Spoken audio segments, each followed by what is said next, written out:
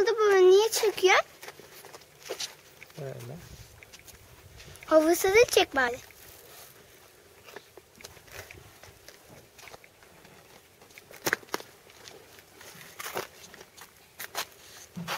Öyle. Babaannemin çek hatırlayın. Hatırlarım. Çekti. Geç babaannenle beraber yanına çekeyim seni. Ha şöyle durun. Böyle şey alıyor. Sonra yolda her tarafa.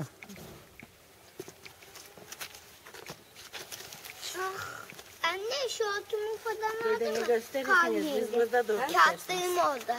Şortunu aldım. Kahve kağıtlarım şu Aşağı indiğimizde bir de bu dağları böyle bir çekiyor. Bu dağ hangisi? Aa anne dağ. Mevkiyi öyle. Şöyle çek ya bak böyle. Böyle bu tarafa doğru. Bu taraftan şöyle aşağı doğru çek. Topun kalıyor. Sarı topun. Düzgün yapsana ya. Köpeğe bıraktık onu. Alayım alayım. Evet. Yok alma o artık köpek oynadı onunla. Bırak. Tamam.